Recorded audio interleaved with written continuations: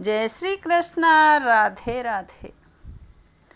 आज मैं आपको इंदिरा एकादशी के व्रत की कथा सुनाती हूँ। इंदिरा एकादशी का महत्व।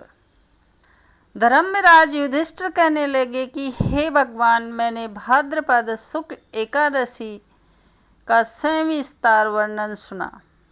अब आप कृपा करके मुझे अश्विनी मास के कृष्ण पक्ष की एकादशी के विषय में बतलाइए। इस एकादशी का क्या नाम है तथा इसके व्रत का क्या विधान है?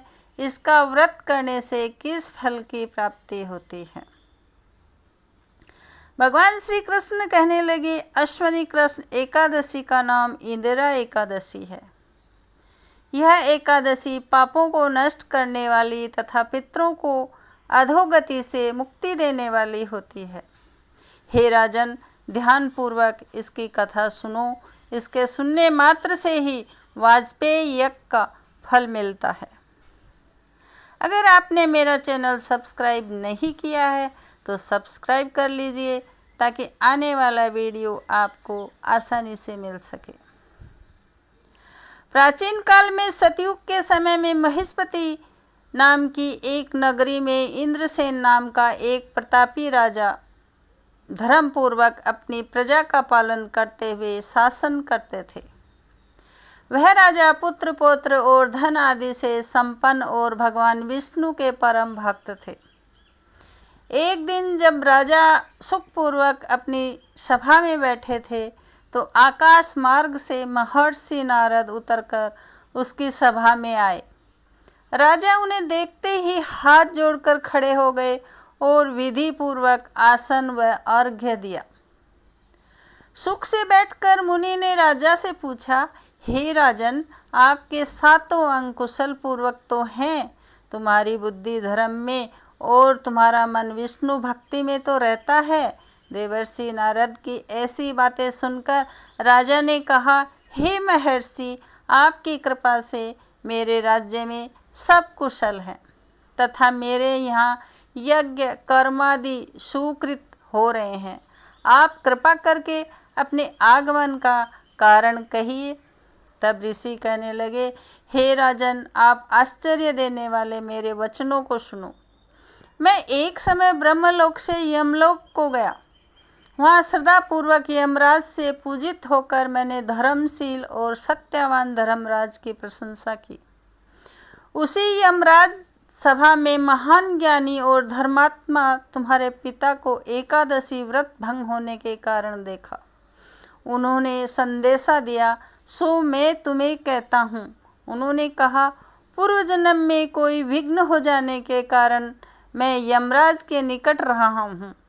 सो हे पुत्र, यदि तुम अश्विनी कृष्ण एकादशी का व्रत मेरे निमित्त करो तो मुझे स्वर्ग की प्राप्ति हो सकती है। इतना सुनकर राजा कहने लगा कि हे महर्षि, आप इस व्रत की विधि मुझसे कहिए। नारद जी कहने लगे, अश्विनी माह के कृष्ण पक्ष की दशमी के दिन प्रातःकाल श्रद्धापूर्वक स्नान आदि से निवृत्त होकर पुनः दोपहर को नदी आदि में जाकर स्नान करें।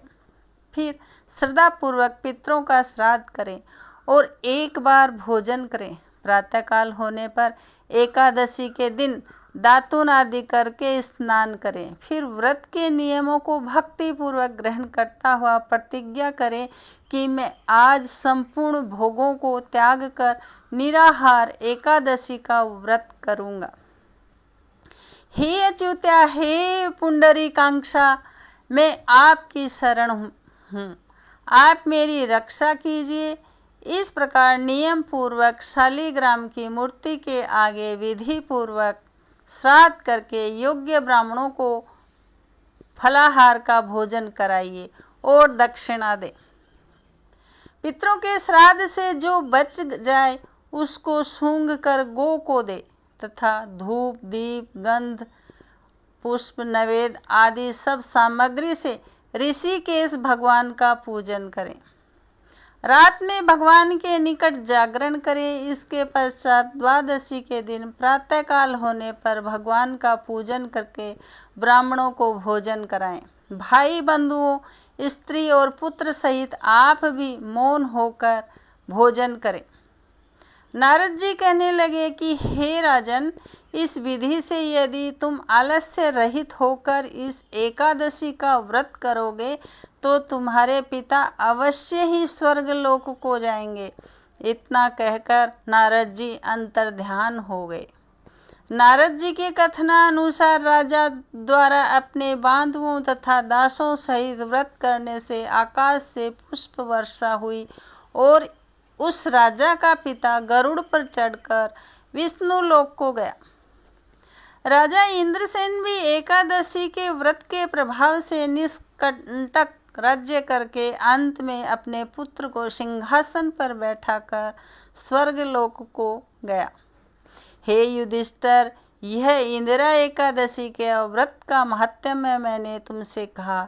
इसके पढ़ने और सुनने से मनुष्य सब पापों से छूट जाते हैं और सब प्रकार के भोगों को भोग कर वैकुंठ को प्राप्त होते हैं। ये जानकारी आपको ज़रा भी हेल्पफुल लगे तो लाइक करें, शेयर करें, बेल बटन प्रेस करें ताकि आने वाला वीडियो आपको आसानी से मिल सके।